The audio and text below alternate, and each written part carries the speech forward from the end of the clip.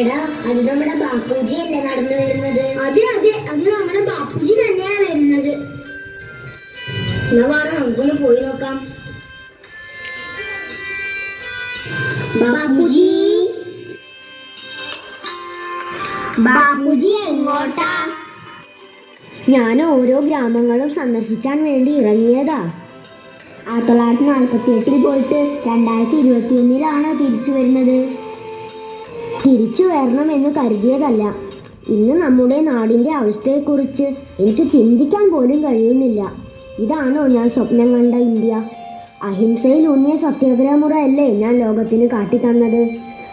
ഞാൻ നടന്നു വരുമ്പോൾ കുട്ടികളായ നിങ്ങൾ ഓരോരുത്തരും ചെയ്യുന്നത് എന്താണെന്ന് ഞാൻ കണ്ടിരുന്നു. ഒരാൾ പത്രം വായിക്കുന്നു.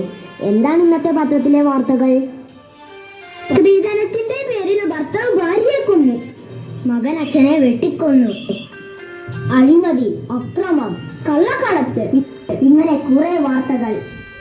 നമുക്ക് കിട്ടിയ സ്വാതന്ത്ര്യത്തെ നാം ദുരുപയോഗം ചെയ്യുകയാണ്.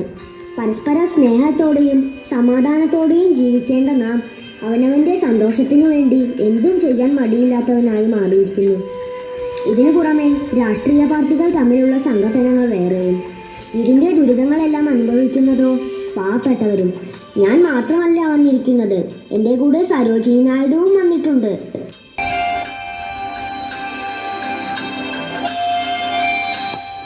നടക്കാനൊക്കെ സ്വല്പം ബുദ്ധിമുട്ട്. കുട്ടികളെ, ബാപ്പുജി നിങ്ങളോടെല്ലാം പറഞ്ഞു അല്ലേ? ഇന്നത്തെ നമ്മുടെ ഇന്ത്യയുടെ അവസ്ഥ വളരെ ഭയാനകമാണ്. സമ്പന്നരെന്നും സമ്പന്നർ, ദരിദ്രരെന്നും ദരിദ്രർ. ഇതിനൊരു മാറ്റം വരണ്ടേ?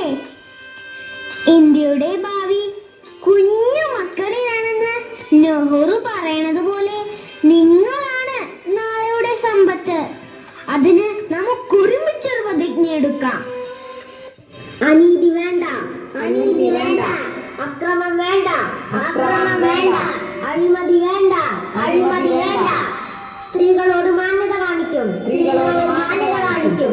പാവപ്പെട്ടവരെന്നോ പണക്കാരെന്നോ വ്യത്യാസമില്ല, പാവപ്പെട്ടവരെന്നോ പണക്കാരെന്നോ വ്യത്യാസമില്ല. നാമെല്ലാം മനുഷ്യർ, നാമെല്ലാം മനുഷ്യർ. വായിച്ചു വളരൂ, ചിന്തിച്ചു വിവേകം നേടൂ. വായിച്ചു വളരൂ, ചിന്തിച്ചു വിവേകം നേടൂ. ഭാരതം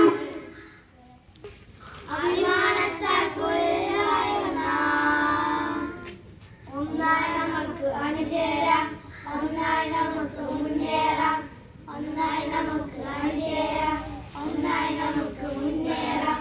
ഭാരതാംബയ്ക്കെന്ന മക്കൾ നാം, അഭിമാനത്താൽ പുലരായ നാം ഒന്നായി നമുക്ക് അണിചേരാം, ഒന്നായി നമുക്ക് മുന്നേറാം, ഒന്നായി നമുക്ക് അണിചേരാം, ഒന്നായി നമുക്ക് മുന്നേറാം.